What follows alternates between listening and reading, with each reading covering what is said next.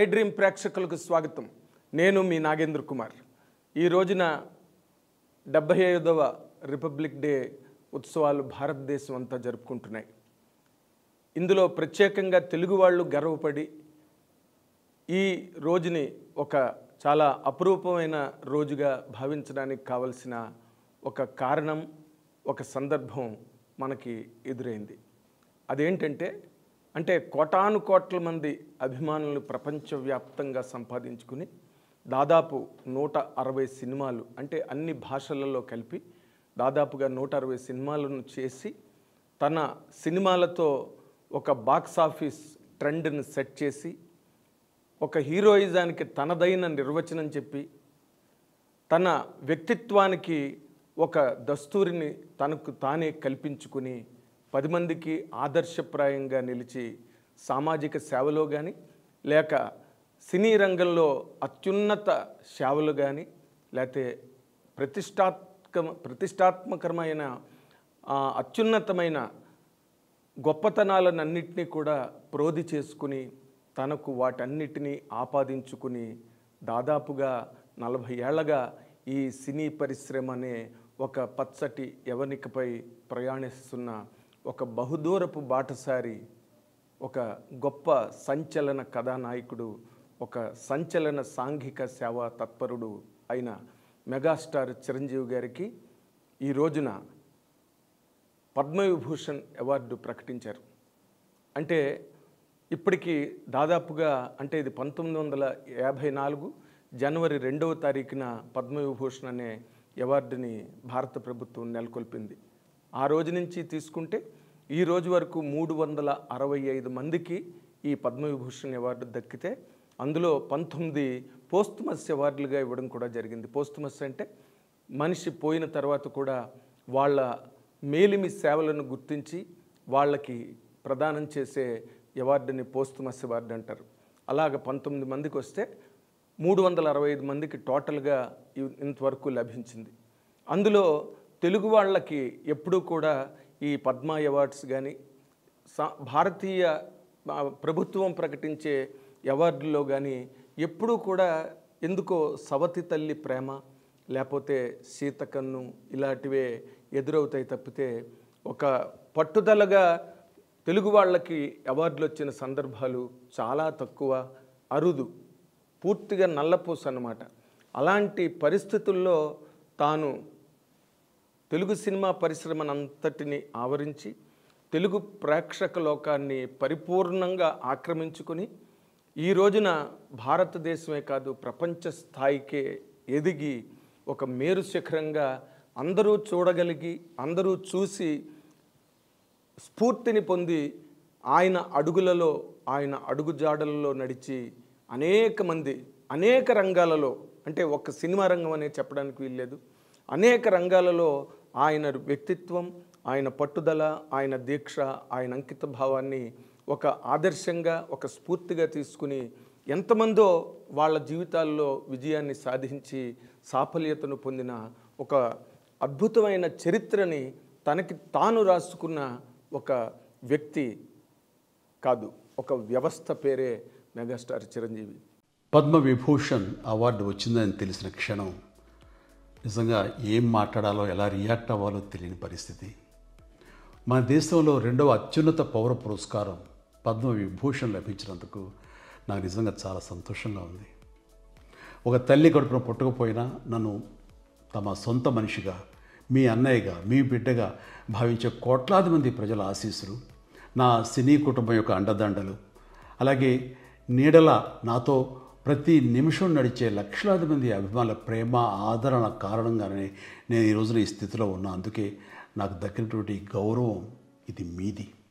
ఇటువంటి సందర్భంలో మనకి నార్మల్గా ఇక్కడి నుంచి అవార్డులు ఎంపిక చేయడం కానీ లేకపోతే ఇక్కడి నుంచి అవార్డులను సిఫారసు చేసే ఒక రాష్ట్ర ప్రభుత్వ బాధ్యతల్లో కానీ ఎప్పుడూ కూడా తెలుగు వాళ్ళకి ఎడమ చెయ్యి మాత్రమే చూపించడం లేదా మొండి చెయ్యి చూపించడం జరుగుతూ వచ్చింది. కానీ ఈ రోజున మెగాస్టార్ చిరంజీవి గారికి ఎవరి తాలూకా సిఫార్సులు కానీ, ఎవరి రికమెండేషన్లు కానీ, ఎవరి ప్రోద్బలం కానీ, ఎవరి తాలూకా ప్రోత్సాహం కానీ అక్కర్లేని ఒక జాతీయ స్థాయి జాతీయ స్థాయిలో ఒక గొప్ప నిడువైన ఇమేజ్ని గుర్తింపుని సాధించిన ఒక బృహత్తరమైన ఒక కథానాయకుడిగా మెగాస్టార్ చిరంజీవి గారు పరిణితి చెందడమే ఇందులో చాలా ఒక అద్భుతమైన ప్రక్రియగా నేను చెప్పడానికి ఏమాత్రం సందేహించట్లేదు. ఎందుకంటే ఆయన వచ్చే నాటికి సినిమా పరిశ్రమ అంతా కూడా అప్పటికే ఉన్న సీనియర్ నటులతో సీనియర్ కథానాయకులతో పూర్తిగా నిండిపోయింది. కాకపోతే చిత్ర పరిశ్రమ ఎలాంటిదంటే పుష్పక విమానం లాంటిది. ఎవరొచ్చినా ఎంతమంది దానిలో కూర్చున్నా ఇంకొకరికి అక్కడ సీటు లభించేంత ఒక గొప్ప విస్తారమైన విస్తృతి గల పరిధి లేదా ఒక వేదిక ఏదైనా ఉంది అంటే అది సినిమా పరిశ్రమ అని చెప్పడానికి ఏమాత్రం అతిశయోక్తి కాదు. అలాంటి పరిశ్రమలోకి తను అడుగుపెట్టి తన అడుగుల శబ్దం తనకి మాత్రమే వినిపించే ఒక ఒంటరితనం, ఇటు అటు ఎవ్వరూ లేని, ముందు వెనక ఎవరూ కనిపించని తనదైన ఒక ఏకైక జీవితాన్ని తెలుగు సినిమా పరిశ్రమకి తీసుకొచ్చి అక్కడి నుంచి తన ప్రయాణాన్ని ఎక్కడా కూడా మొక్కవోని విశ్వాసంతో, ఎక్కడా కూడా ఆయన ఒక భీతి చెందడం కానీ, లేకపోతే పోటీలో భయపడడం కానీ, లేకపోతే ముందుకు అడుగు వేయడంలో ఎక్కడా నిరుత్సాహం పడడం కానీ ఇలాంటివి లేని ఒక గొప్ప ఆప్టమిస్టిక్ అవుట్లుక్. అంటే తను సాధించి తీరాలి, తను సాధించడానికి ఎంత కష్టమైనా పడాలి, ఎంత కృషి అయినా చెయ్యాలి అనే ఒక భావన, ఒక పట్టుదల, ఒక సంకల్పం, సంకల్పంతో ఆయన రావడం. వచ్చిన తర్వాత ప్రతి చిన్న అవకాశాన్ని ఆయన దాన్ని అందిపుచ్చుకుని, రెండు చేతులతో అందిపుచ్చుకుని వాటిలో తనదైన ఒక మార్క్ని, తనదైన ఒక స్పార్క్ని చూపిస్తూ తెలుగు సినిమా పరిశ్రమలో ఆయన ప్రయాణం మొదలైన తర్వాత ఒక్కసారిగా ఈ నటుడెవరో, ఈ కుర్రాడెవరో చాలా బాగా చేస్తున్నాడు, చాలా అద్భుతంగా డ్యాన్సులు చేస్తున్నాడు, చాలా బ్రహ్మాండమైన పెర్ఫార్మెన్స్ ఇవ్వగలిగే ఒక స్టామినా ఈ నటుల్లో కనిపిస్తోంది అనే ఒక గుర్తింపుని ఆ రోజున్న తెలుగు సినిమా పరిశ్రమలో తనకై తాను తెచ్చుకుని, ఎందుకంటే తనని ముందుకి నెట్టేవాళ్ళు కానీ లేకపోతే భుజాల మీద ఎక్కించుకుని తిరిగేవాళ్ళు కానీ ఎవ్వరూ లేని ఆ పరిస్థితుల్లో తనకి తానే మార్గం వేసుకుని, తనకు తానే దారి చూపించుకుంటూ ముందుకు వెళుతూ ఈ రోజున కోటాను కోట్ల మంది గుండెల్లో ఒక స్థానాన్ని, ఒక గుడి లాంటి ఒక పవిత్రమైన ప్రదేశాన్ని ఆయన సంపాదించుకున్నారంటే కేవలం మెగాస్టార్ చిరంజీవి అనే ఒక వ్యక్తి తన జీవితంలో పాటించిన నియమావళి లేదా క్రమశిక్షణ లేదా ఒక అంకిత భావం ఇవన్నీ కూడా తెలుగు సినిమా పరిశ్రమలోనే కాదు ప్రపంచం యావత్తు ఎవరైనా కూడా ఒప్పుకుని ఆయనకి హ్యాట్స్ ఆఫ్ చెప్పాల్సిన ఒక గొప్ప వ్యక్తిగా ఆయన రూపాంతరం చెందారు. ఈ రోజున పద్మవిభూషణ్ ఆయనకు వచ్చిందంటే పద్మవిభూషణ్ చిరంజీవి గారికి ఎందుకు రావాలి? ఎంతమందో నటులు ఉన్నారు, పైగా తెలుగు వాళ్ళు. ఇండియన్స్కి నోబెల్ అవార్డు రావడం ఎంత కష్టమో తెలుగు వాళ్ళకి పద్మ అవార్డు రావడం అంత కష్టం. ఆ రోజున గీతాంజలి అనే కావ్యానికి రవీంద్రనాథ్ ఠాగూర్ గారికి నోబెల్ ప్రైజ్ వచ్చిందంటే ఆయన 3 సార్లు స్టీమర్ మీద లండన్ వెళ్ళి అక్కడ అంతకుముందు నోబెల్ అవార్డు వచ్చిన W.B. ఈట్స్ అనే రచయిత చేత తనకి గీతాంజలి పుస్తకానికి ముందు మాట రాయించుకుని ఆ W.B. ఈట్స్ అనే రచయిత రాసిన ముందు మాట వల్ల నోబెల్ అవార్డు బోర్డు మీదకి గీతాంజలి వెళ్ళడం జరిగింది. లేకపోతే గీతాంజలికి కూడా ఆ రోజున నోబెల్ ఫర్ లిటరేచర్ వచ్చి ఉండేది కాదు. అలాంటి పరిస్థితి తెలుగు వాళ్ళకు కూడా ఉంది. ఎందుకంటే ఎంతమందో పద్మ అవార్డులు లేక రాలిపోయిన వాళ్ళు చాలామంది ఉన్నారు. ఒక ఎస్వి రంగారావు గారికి లేదు, ఒక సావిత్రి గారికి లేదు, ఎంతమందో మహానటులు తర్వాత వచ్చిన గుమ్మడి గారికి లేదు, ఎంతమందో నటులు ఈ తెలుగు సినిమా పరిశ్రమకు సంబంధించినంత వరకు పద్మ అవార్డును మాత్రం దారుణంగా అందుకోలేకపోయారని చెప్పడానికి కొంత బాధగా ఉంది. కానీ అయినప్పటికీ కూడా అంటే ఆయన ముందు తరంలో నటీనటుల తాలూకా ప్రేరణతో ఆయన తనదైన ఒక గొప్ప స్ఫురణతో తెలుగు సినిమా పరిశ్రమలో అంచెలంచెలుగా ఎదుగుతూ శిఖర స్థాయికి చేరుకుని అక్కడ నిలబడి తనదైన ఒక ఇమేజ్ని మొత్తం భారతదేశం అంతా అన్ని భాషల్లోని ప్రొజెక్ట్ చేయగలిగారంటే ఆయన్ని ఏ విధంగా మనం అభినందిస్తే సరిపోతుంది అన్నది ప్రతి తెలుగువాడు గట్టిగా ఆలోచించుకోవాల్సిన రోజు క్షణం ఇది. ఎందుకు అంటే పద్మ అవార్డ్స్కి సంబంధించినంత వరకు ఇందాక నేను చెప్పినట్టుగా చిరంజీవి గారికి ఎందుకు ఇవ్వాలి? మెగాస్టార్ చిరంజీవి గారికే పద్మవిభూషణ్ ఎందుకు వచ్చింది? ఎందుకంటే this is the second highest civilian award. Bharat Ratna తర్వాత ఇమీడియట్గా వచ్చే అవార్డు ఇది. అంటే ఈ రోజున పద్మవిభూషణ్ పుచ్చుకున్నారు అంటే రేపటి రోజున నెక్స్ట్ అవార్డు అంటే భారతరత్న రావడానికి కావలసిన ఒక వేదికని ఏర్పాటు చేసే అవార్డుగా పద్మవిభూషణ్ని పరిగణించాలి. పద్మవిభూషణ్ వరకు వెళ్ళారంటే వాళ్ళు అంటే భారతదేశ జనాభాలో చాలా గొప్ప వ్యక్తులలో మళ్ళీ వాళ్ళల్లో అత్యున్నతమైన పురస్కారాన్ని అందుకునే ఒక స్థాయిని, ఒక ప్రమాణాన్ని వాళ్ళకు వాళ్ళు నెలకొల్పుకోకపోతే, వాళ్ళకి వాళ్ళు రాసుకోకపోతే ఏ దేశ ప్రభుత్వము వాళ్ళని గుర్తించదు, గుర్తించే అవకాశం లేదు. కానీ చిరంజీవి గారు తనదైన సేవలతో కానీ లేదా తనదైన జీవితంలో ఆయన పాటించిన లేదా సాధించిన గొప్ప ఘనకార్యాల ద్వారా ఆయన ఈ భారత ప్రభుత్వ దృష్టికి ఆయన ఈయన 100% పద్మవిభూషణ్కి అర్హుడు, ఈయనకి అన్ని రకాల అర్హతలు ఉన్నాయి అని భారత ప్రభుత్వమే గుర్తించి ఈ రోజున ఈ పద్మవిభూషణ్ అవార్డు ప్రకటించడం జరిగింది. పద్మవిభూషణ్ 3 కేటగిరీస్లో ఇస్తారు.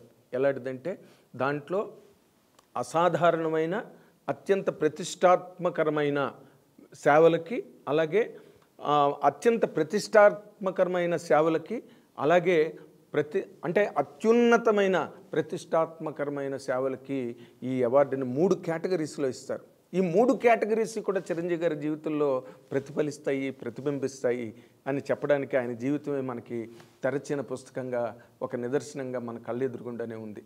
అందుకే ఈ రోజున ఆయనకి ఇవ్వడానికి లేదా ఇచ్చిన తర్వాత ప్రపంచవ్యాప్తంగా తీసుకుంటే ప్రపంచం నలుమూలల నుంచి హర్షాతిరేకం వ్యక్తమవుతోంది. అందరూ ఆయన్ని కొనియాడుతున్నారు, అందరూ కేరింతలతో ఈ సందర్భాన్ని ఆహ్వానిస్తున్నారని చెప్పడానికి చాలా సంతోషంగా ఉంది. ఎందుకంటే పద్మ అవార్డ్స్ అంటే ప్రతి రంగంలోని ఇవ్వడం జరుగుతుంది, వాళ్ళ సేవలను గుర్తించి ఇవ్వడం జరుగుతుంది. కానీ ఇక్కడ ముఖ్యమైనది ఏంటంటే ఒక వ్యక్తిత్వ నిరూపణ. అంటే ఒక గొప్ప నటుడు లేదా ఒక 100 సినిమాలు చేసినంత మాత్రాన ఎవరికి పద్మవిభూషణ్ అవార్డు సినిమా పరిశ్రమకు సంబంధించినంత వరకు రాదు. కానీ చిరంజీవి గారు చేసిన గొప్ప ప్రక్రియ ఆయన జీవితంలో ఏంటంటే మొట్టమొదట ఎవరైతే తన బాగుకి, తన అభివృద్ధికి, అభ్యున్నతికి, తన పురోగతికి కారణభూతులయ్యారో అంటే ప్రేక్షకులు లేదా ప్రజలు, వాళ్ళని ఆయన ఏ క్షణం మర్చిపోలేదు. ఎందుకంటే ఆయన మైండ్లో ఆయనతో పాటు దాదాపుగా 40 ఏళ్ళు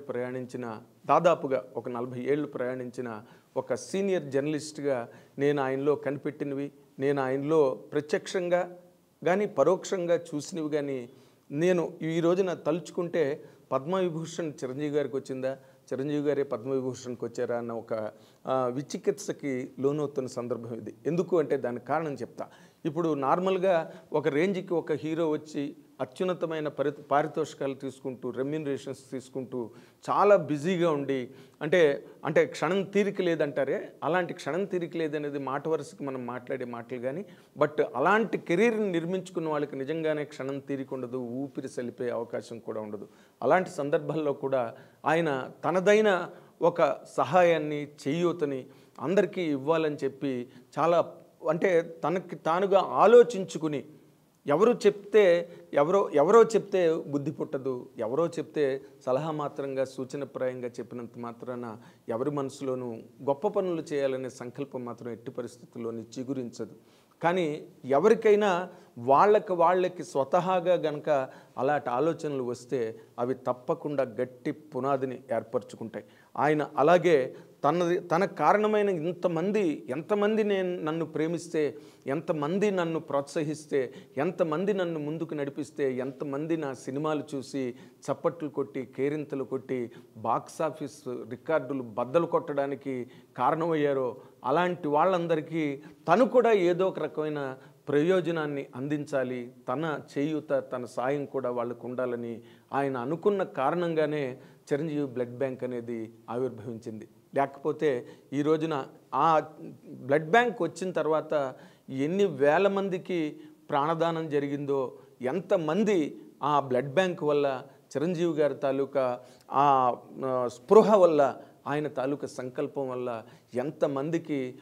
ఎంతమంది ప్రాణాపాయ పరిస్థితుల నుంచి బయటపడ్డారో ఆ రికార్డులు ఒకసారి చూసుకుంటే తెలుస్తుంది. లేకపోతే మాలాంటి ప్రత్యక్ష సాక్షులు ఎవరినైనా అడిగితే కూడా తెలుస్తుంది. ఎందుకంటే కోర్స్ దాని మీద కూడా బురద జల్లడానికి ట్రై చేశారు, దాని మీద కూడా రాళ్ళు వేయడానికి ట్రై చేశారు. అందుకే చెట్టున్న కాయలున్న చెట్టుకే రాళ్ళు అనే సామెతలాగా ఆయన చేసే ఘనకార్యాలు లేకపోతే ఆయన సాధిస్తున్న ప్రగతి మార్గ దర్శకాలను చూస్తున్నప్పుడు ఎవరికైనా మాత్రం కించిత్తు అసూయ కలగడం అన్నది చాలా సహజమైన విషయం. అలాగ అసూయ కలిగితేనే లియో టాల్స్టాయ్ చెప్పినట్టు ఎదుటివారు అసూయ పడితేనే మనం నిజమైన విజయం సాధించినట్టు అని చెప్పి లియో టాల్స్టాయ్ మాట. అలాంటి అసూయని కూడా అభిమానంతో పాటు, ప్రేమతో పాటు, ఆదరణతో పాటు, ప్రోత్సాహంతో పాటు మెగాస్టార్ చిరంజీవి గారు ఆ కాస్తంత లేచి మాత్రమైన అసూయను కూడా సంపాదించుకున్నారు. అందువల్లే బ్లడ్ బ్యాంక్ మీద రాళ్ళు వేయడానికి ట్రై చేశారు, బురద జల్లడానికి ట్రై చేశారు.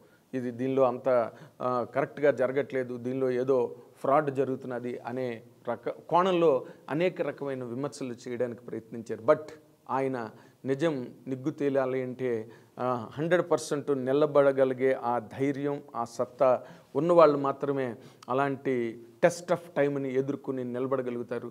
అందులో కూడా చిరంజీవి గారు ధీటుగా, ఘాటుగా నిలబడి తన వ్యక్తిత్వాన్ని, బ్లడ్ బ్యాంక్ తాలూకా క్యారెక్టర్ని నిరూపించారు. ఎంతమందో ఆ సాయం పొందిన వాళ్ళకి కానీ, లేకపోతే బ్లడ్ బ్యాంక్ ద్వారా చిరంజీవి గారి చేయూత ద్వారా ఎంతమంది ప్రయోజనం పొందారో, లబ్ధి పొందారో అలాంటి వాళ్ళని అడిగితే చిరంజీవి గారి బ్లడ్ బ్యాంక్ ద్వారా ఎటువంటి మేలిమి సేవలు అందరికీ అందే అన్నది నిరూపణ జరుగుతుంది. ఇలాంటి సందర్భంలో చెప్పాలంటే ఒక్క బ్లడ్ బ్యాంక్ అనే కాదు, రక్తదానమే కాదు, అందులో తన అభిమానుల్ని ఒక భాగంగా ఆయన చేశారు. ఎందుకంటే వాళ్ళు ఫ్యాన్స్ అంటే ఎంతసేపు చప్పట్లు కొట్టడానికి, బ్లాక్లో టికెట్లు కొనుక్కుని సినిమాలు చూడడానికి, లేకపోతే బ్యానర్లు మోయడానికో ఇలా కాదు, వాళ్ళ జీవితానికి కూడా ఒక గుర్తింపు కావాలి, వాళ్ళ జీవితానికి కూడా ఒక సార్థకత కావాలి అనుకుని బ్లడ్ బ్యాంక్లో తన అభిమానులను అందరికీ పిలుపునిచ్చి ఈ రక్తదాన శిబిరాలను కొనసాగించడం కానీ, తద్వారా రక్త సేకరణ జరగడం కానీ ఇలాంటివన్నీ కూడా అభిమానులకి ఆయన ద్వారా కలిగిన లేదా వనగూడిన సార్థకతగానే చెప్పాలి. అందుకనే అభిమానులు వాళ్ళు ఎవరిని అడిగినా కూడా మెగా ఫ్యాన్స్ అంటారు, మెగా ఫ్యామిలీ అంటారు. అంటే చాలా గర్వంగా చెప్పుకుంటారు వాళ్ళు, మేము చిరంజీవి గారి అభిమానులు అని చెప్పి. దానికి కారణం ఆ గర్వం అంటే ఇళ్లలో సినిమాలకు తిరిగి హీరోలు వెనకాతలు పరిగెట్టి లేదా హీరోల కోసం అని పరిగెట్టే పిల్లలకి దాదాపుగా ఆ ఇంట్లో కానీ, ఆ వాడలో కానీ, ఆ ఊళ్ళో కానీ అది అంత పెద్ద గౌరవం ఉండదు. వాళ్ళని చూస్తే అందరికీ చిన్న చూపే. కానీ ఈ రోజున మెగా అభిమానులకు మాత్రం అటువంటి చిన్న చూపు కానీ, అటువంటి అవమానాలు కానీ ఎక్కడ జరగవు. వాళ్ళు చాలా గర్వంగా, సగర్వంగా కాలర్ ఎగరేసుకుని మరి మేము మెగా అభిమానులను చెప్పుకుని తిరిగే లేదా మసులుకునే ఒక స్థాయిని, ఒక అవకాశాన్ని చిరంజీవి గారు కల్పించడం అన్నది చిరంజీవి గారి నట జీవితంలో కానీ, వ్యక్తిగత జీవితంలో కానీ ఒక అద్భుతమైన ఘట్టంగా చెప్పాలి. అటువంటి సందర్భాన్ని అభిమానులకు మిగులుస్తూ తద్వారా బ్లడ్ బ్యాంక్ ద్వారా ఎంతమందికో ఉపయోగపడి తర్వాత మళ్ళీ ఐ బ్యాంక్ ఆయన తాలూకా బికాజ్ నాతోనే మాట్లాడారు ఆ మాటలు, నాకు తెలిసే విషయం. ఎందుకంటే ఐ బ్యాంక్ పోయిన తర్వాత ఏ కంటికి విలువ ఉండదు, ఏ శరీరంలో ఏ భాగానికి విలువ ఉండదు, అన్నీ తగలబడిపోవలసిందే కట్టెల మీద. కానీ ఆయన దాన్ని ఆలోచించి ఐ డొనేషన్ కనుక జరిగితే ఎంతమందో అంధులు ఈ ప్రపంచాన్ని చూడలేక చిన్నతనంలోనే కంటి చూపు కోల్పోయిన వాళ్ళు, తర్వాత రోజుల్లో పెరుగుతూ కూడా కంటి చూపు కోల్పోయిన వాళ్ళు ఎంతమందో చిరంజీవి గారి ఐ బ్యాంక్ ద్వారా కళ్ళు పొంది ఈ ప్రకృతిని, ఈ ప్రపంచాన్ని మళ్ళీ చూసి ఆనందించి కేరింతలు కొట్టగలిగే ఒక అవకాశాన్ని ఎంతోమంది పొందారంటే అది ఐ బ్యాంక్ ద్వారా చిరంజీవి గారు అందించిన ఒక సువర్ణ అవకాశంగా చెప్పాలి. తర్వాత రోజుల్లో అంటే ఒకసారితో అయిపోయిందా, అది ఏనాటి నుంచో కంటిన్యూ అవుతున్నది, అప్పుడే దశాబ్దాలుగా రన్ అవుతున్నది చిరంజీవి గారు blood bank and Chiranjeevi I bank. కానీ తర్వాత రోజుల్లో కూడా ఎప్పటికప్పుడు అంటే ఒకసారి చేసిన సేవతోనో, ఒకసారి చేసిన సహాయంతోనో ఆయన ఏ రోజున కూడా సంతృప్తి పడలేదు, ఆయన అక్కడే ఆగిపోలేదు. ఆ ప్రయాణం నిరంతరం, ఆ ప్రవాసం ప్రతిక్షణం అని చెప్పడానికి ఎన్నో సందర్భాలు మనకు ఉదాహరణగా నిలబడతాయి. ఆయన జీవితంలో అంటే ఏ సీజన్కి ఆ సీజన్, ఏ విపత్తు మనకి ఎదురవుతుందో ఆ విపత్తులో ప్రజలు, సమాజం ఏ విధమైన ఇబ్బందులకు లోనవుతుంది, ఎటువంటి పరిస్థితులను చూసి తల్లడిల్లిపోతుంది అనే ఒక యాంగిల్ కనుక మనం తీసుకుంటే కరోనా వచ్చింది, మొత్తం లాక్డౌన్, ఎంతమందో సినిమా పరిశ్రమలో వేలాది కార్మికులు సినిమా షూటింగ్లు ఆగిపోయాయి. ఆగిన తర్వాత కార్మికులందరూ కూడా పాపం ఆహాకారాలు చేశారు. ఎందుకంటే సినిమా వర్క్ ఆగిపోయింది, నెల జీతాలు లేకపోతే దినసరి వేతనాలు అందుకోలేని ఒక దారుణమైన పరిస్థితుల్లో కుటుంబాలు కృంగిపోయాయి. ఆ కృంగిపోతున్న క్షణాన్ని గుర్తించిన ఏకైక వ్యక్తి, ఏకైక వ్యవస్థ మెగాస్టార్ చిరంజీవి. ఆయన గుర్తించి వెంటనే ముందడుగేసి అందరికీ పిలుపునిచ్చి ముందు తను డొనేట్ చేసి వేలాది కార్మికులకి నెలసరి అవసరమైన ఆ వస్తువులన్నీ, బియ్యం కానీ, మిరపకాయలు కానీ, ఇంకోటి కానీ అన్నీ దగ్గరుండి చిరంజీవి బ్లడ్ బ్యాంక్ నుంచి అందరికీ వెళ్ళడం, చిరంజీవి గారి అభిమానులు కానీ, పరిశ్రమలో చిరంజీవి గారి అనుయాయులు, అనుచరులు, సహచరులు కానీ వాళ్ళందరూ కూడా ఒక భుజం మీద ఎత్తుకొని అందరికీ అందజేసి అందరి తాలూకా క్షుద్బాధ అంటాం మనం, ఆ హంగర్ని తీర్చి అందరి ఇళ్లల్లో ఒక దేవుడిగా ఆయన నిలబడ్డారని చెప్పడానికి ఆ సంఘటన ఒకటి నేను ఇక్కడ గుర్తు చేస్తున్నా. తర్వాత ఈ కరోనాలో ఆక్సిజన్ లెవెల్స్ పడిపోయి ఆ కారణంగా చాలామంది చచ్చిపోతుంటే మళ్ళీ మేల్కొని వెంటనే ఆయనే రియాక్ట్ అయ్యి వెంటనే ఆక్సిజన్ వ్యాన్స్ని మొత్తం తెలుగు రాష్ట్రాలు మొత్తం అన్ని చోట్ల తిప్పి ఎవరికి ఎక్కడ ఏ అవసరం ప్రాణాపాయ పరిస్థితుల్లో వాళ్ళ దగ్గరని చిరంజీవి ఆక్సిజన్, మెగాస్టార్ ఆక్సిజన్ అంది చాలామంది మళ్ళీ బతికి బట్టకట్టి బయటకు వచ్చి ఈ రోజున మేము మెగాస్టార్ చిరంజీవి గారి సాయంతో మేము ఈ రోజున మళ్ళీ బతకగలిగామని చెప్పుకునే సందర్భం ఈ సమాజంలో అడుగడుగున అణువణుగున ప్రతి ఊర్లోని ఉన్నాయి.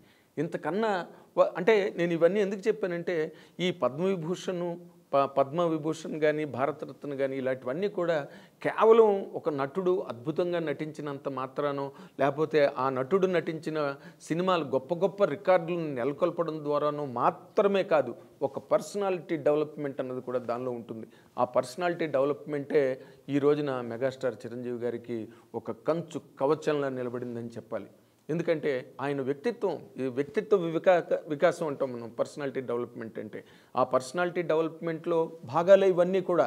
అంటే చిరంజీవి బ్లడ్ బ్యాంక్ కానీ, చిరంజీవి ఐ బ్యాంక్ కానీ, లేదా వేలాది కార్మికులకి ఆయన ద్వారా వస్తువులు, దినసరి వస్తువులు, నెలసరి వస్తువులు అందడం కానీ, తర్వాత చిరంజీవి ఆక్సిజన్ వ్యాన్స్ ఊరూరా తిరగడం కానీ, ఇవన్నీ కూడా పర్సనాలిటీ డెవలప్మెంట్లో భాగాలే. ఎవరు చెప్పారు, ఎవరు చేయమన్నారు, అది కూడా బోల్డ్ ఖర్చు వెచ్చాలకి, వ్యయ ప్రయాసాలకి చాలా అవసరమైన అంత లేకపోతే అంత విశాలమైన కార్యక్రమాన్ని చేపట్టడం కానీ, దాన్ని అమలు చేయడం కానీ చాలా కష్టం. అంతమందికి అది రీచ్ అవ్వాలంటే అంటే ఆయన వెనకాతల ఆయనే ఒక దిక్సూచిగా పనిచేసిన ఎంత యంత్రాంగం ఉంటే ఎలా జరుగుతుంది. ప్రభుత్వాలే చేయలేక విఫలమైపోయిన సందర్భాలని మనం చూసాం. కానీ ఒక వ్యక్తిగా అంటే ప్రభుత్వాలను దాటి ప్రతిదీ ప్రభుత్వమే చేస్తుంది, ప్రభుత్వమే చెయ్యాలి అనుకోవడం చాలా పొరపాటు. అలాంటి వ్యక్తులు కనుక ఒక్కసారి కళ్ళు విప్పి మనం చెయ్యకపోతే ఎలా అని అనుకోకపోతే ఇలాంటి సేవలు, ఇలాంటి సాయాలు ప్రజలకు, సమాజానికి అందవు. అటువంటి గొప్ప అసాధారణమైన ప్రక్రియలను చేపట్టబట్టే ఈ రోజున మెగాస్టార్ చిరంజీవి గారు ప్రతి ఇంటికి అంటే మన హౌస్ హోల్డ్ నేమ్ అంటాం, అంటే ప్రతి ఇంటికి తనదైన ఒక ప్రాతినిధ్యాన్ని అందించి చిరంజీవి మా బిడ్డే అని అనిపించుకున్న ఒక స్థాయికి ఆయన ఎదగడం అన్నది కేవలం అని చెప్పడం చరణమే అవుతుంది తప్పితే కొత్త మాట కాదు. కానీ ఈ సందర్భంలో ఎందుకు చెప్పవలసి వచ్చిందంటే పద్మవిభూషణ్ అనేది it covers or it involves, it encapsulates lot of angles. ఆ యాంగిల్స్లో నటుడు, చాలా గొప్ప నటుడు, ఎన్నో సినిమాల ద్వారా సినిమా పరిశ్రమకి ఊపిరిని అందించి సినిమా పరిశ్రమ తాలూకా స్టామినా అంటే ఆయన ద్వారానే మొట్టమొదట అయ్య బాబోయ్ తెలుగు సినిమా బాక్స్ ఆఫీస్కి ఇంత స్టామినా ఉందా అని నిరూపణ జరిగింది కేవలం చిరంజీవి గారి చిత్రాల ద్వారానే అని చెప్పడానికి ఏమాత్రం సందేహించక్కర్లేదు. ఇది ఎవరు తప్పు పట్టుకునే మాట కాదు, ఇది చరిత్ర. అంత మాత్రాన పద్మవిభూషణులు రావు. సినిమాలు తీసినంత మాత్రాన, తన సినిమాలు హిట్ అయినంత మాత్రాన కాదు, దాని వెనకాతలు ఉండే ఒక ఇందాక చెప్పినట్టుగా అత్యున్నతమైన సేవలు, అత్యున్నతమైన ప్రతిష్టాత్మకరమైన సేవలు అనే ఒక క్లాజ్ ఉన్నది పద్మవిభూషణ్లో. అలాంటి ఒక సేవలను అందించిన ఒక పరిణితి గల వ్యక్తిగా, ఒక బాధ్యత గల పౌరుడుగా సమాజంలో సగటు ప్రాణాలను కాపాడి సగటు జీవితాలకి అండగా నిలబడ్డ ఆయన జీవితానికి ఈ రోజున పద్మవిభూషణ్ అన్నది గొప్పగా అందరూ పొంగిపోయేంత పురస్కారం కాదు. ఎందుకంటే ఆయన సాధించవలసింది, ఆయనకి లభించవలసింది, ఆయన అందుకోవలసిన ఘనతలు ఇంకా ఉన్నాయి. రాబోయే రోజుల్లో అందరూ చూస్తారు. కాకపోతే ఈ రోజున ఐ డ్రీమ్కి ఉన్న ప్రత్యేకత ఏంటంటే మొట్టమొదట ఒక 7 రోజుల క్రితం పద్మవిభూషణ్ అవార్డు మెగాస్టార్ చిరంజీవి గారికి రాబోతోంది అనే సందర్భం తెలిసినప్పుడు ఐ డ్రీమ్ ద్వారా నేను ప్రత్యేకంగా కొన్ని నాకు ఉన్న సోర్సెస్లో నేను వెతుక్కున్నప్పుడు, నేను అన్వేషించినప్పుడు నాకు లభించిన సమాచారం మెగాస్టార్ చిరంజీవి గారికి పద్మవిభూషణ్ డిక్లేర్ కాబోతోంది అని చెప్పి నాకు తెలిసిన సమాచారాన్ని మొట్టమొదట మా ఛానల్ ఐ డ్రీమ్ ద్వారానే నేను చెప్పడం జరిగింది. కాబట్టి ఆ కాస్తంత గౌరవం, ఆ కాస్తంత ప్రతిష్ట ఐ డ్రీమ్ ఛానల్కి కూడా చెందుతుందని చెప్పడానికి నేను గర్వపడుతున్నా. ఆయన చేసిన తర్వాత కుటుంబానికి ఒక పెద్దగా ఉండి అందరి తాలూకా బాధ్యతల్ని స్వీకరించి ఆయన ఒక్కడే సినిమా ఇండస్ట్రీకి వచ్చిన తర్వాత ఆయన నిలువెత్తు తేజంలా నిలబడి తన తాలూకా పవర్ని, అంటే ఒక నటుడుగా ఒక స్టార్గా తన పవర్ని మొత్తం ప్రపంచం అంతా వ్యాప్తి చెందేటట్టుగా చేసిన తర్వాత తన కుటుంబానికి తను ఏ విధంగా అండగా నిలబడ్డారు. తల్లిదండ్రులకు ఎటువంటి కీర్తి ప్రతిష్టలను తెచ్చారు. కొణిదెల అన్న మాటకి ఎంత గొప్ప విలువని ఆపాదించారు. నేను చెప్తున్నా, చాలామంది చాలా గర్వంగా చెప్తారు, ఏంటండి మీ దేవుడు అంటే మేము మెగా ఫ్యామిలీ అండి అని చెప్తారు. అంటే అంత గర్వాన్ని ఆయన మిగిల్చారు. అంత గర్వాన్ని అంతమందికి పంచి అంతమంది ప్రాణాలకి అడ్డుగా నిలబడి వాళ్ళను కాపాడి రక్షించి సంరక్షించిన ఒక వ్యవస్థకి పద్మవిభూషణ్ అవార్డు ఎంత. కానీ ఒక తెలుగు వ్యక్తిగా, అంటే ఇందాక నేను చెప్పినట్టుగా పద్మ పురస్కారాలు ఎప్పుడు కూడా తెలుగు వారిని వరించవు. ఇక్కడ ఉన్న వాళ్ళు కూడా తెలుగు వాళ్ళు ఏ తెలుగు, అందుకే మొక్కపాటి నరసింహశాస్త్రి గారు బారిస్టర్ పార్వతీశం అనే నవల ముందు ఆయన ఒక ముందు మాటలో రాశారు, ఏ తెలుగువాడు ఎందుకు పనికిరాడని ప్రతి తెలుగువాడికి గట్టిగా నమ్మకం అని చెప్పి. అలాంటి ఒక వాతావరణం మనకి తెలుగు వాళ్ళందరి చుట్టూరా ఎప్పుడు వైఫైలా తిరుగుతూ ఉంటుంది. కానీ అటువంటి సందర్భంలో కూడా మెగాస్టార్ చిరంజీవి ఈ అవార్డుని అప్రతిహతమైన విధానంలో చాలా గొప్ప రీతిలో ఈ రోజున పద్మవిభూషణ్ సంపాదించుకోవడం అన్నది కేవలం ఆయన ఒక్కరికే కాదు. అదే ఆయన నిన్న కూడా వీడియో రిలీజ్ చేసినప్పుడు చెప్పారు, ఎంతమంది నన్ను ప్రోత్సహించారో. That's all true. ఆయన మాట్లాడే మాటలు, ఎందుకంటే ఆయన వ్యక్తిగతంగా మేము కూర్చున్నప్పుడు మాట్లాడే మాటలు కానీ ఆయన జీవితంలో అమలు చేసుకుని ఆచరించే విధానంలో కానీ ఆ మాట ఎప్పటికప్పుడు ప్రతిఫలిస్తూనే ఉంటుంది, ఎప్పటికప్పుడు రిఫ్లెక్ట్ అవుతూనే ఉంటుంది. అందుకే ఈ రోజున వాల్టర్ వీరై సినిమా రిలీజ్ అయ్యి హిట్ అయిన తర్వాత ఆయన సక్సెస్ మీట్లో ఒక వీడియో డిస్ప్లే చేశారు. అదేంటంటే ఆ సినిమా షూటింగ్లో పనిచేస్తున్న కార్మికులు వర్షంలో, ఎండలో, బురదలో, అలాంటి చోట ముళ్ళ కంపల మీద నిలబడి ఎలాగ వర్క్ చేస్తారు కార్మికులు. కేవలం డాన్సులు, పాటలు, ఫైట్లే కాదు, అసలు ఇదంతా జరగడానికి కారణమైన కార్మిక వర్గం ఏ విధంగా కష్టపడతారనేది ఆయన ఎవ్వరికీ తెలియకుండా వాటిని షూట్ చేసి వాటిని ఒక ఫిల్మ్గా చేసి వాటి మీద ఆయన వాయిస్ ఓవర్ చెప్పి వాళ్ళు లేకపోతే నేను లేను అని వాల్టర్ వీరై సక్సెస్ మీట్లో చెప్పడం జరిగింది. అంచేత ఇవన్నీ అడుగడుగున ఆయన జీవితంలో నిరూపణ అవుతున్న సత్యాలు, నిత్య సత్యాలు. అందుకనే మనందరం కూడా తెలుగు వాళ్ళుగా కానీ లేకపోతే మెగా అభిమానులు, కోటాను కోట్ల మెగా అభిమానులు కానీ ఆయనకు ఒక వర్గం అని కానీ, ఒక ప్రాంతం అని కానీ, ఒక కులం అని కానీ, లేక ఒక మతం అని కానీ ఇలాంటి బైఫర్కేషన్స్ లేని ఒక most glorified popularity, fame and name అలాంటి వ్యక్తికి, అలాంటి వ్యవస్థకి పద్మవిభూషణ్ ఈరోజు రావడం అన్నది తెలుగు వాళ్ళందరూ గర్వపడవలసిన క్షణం ఇది. అందుచేత ఈ ఆనందాన్ని ఐ డ్రీమ్ ఛానల్ ఆయన అభిమానులతోని, ఆయనతోని ప్రత్యేకంగా ఆయన్ని అభిమానించే కోటాను కోట్ల ప్రేక్షకులతో పంచుకోవడం కోసమే ఈ వీడియో చేయడం జరిగింది. And we hope you all enjoy this. Thank you very much watching this video.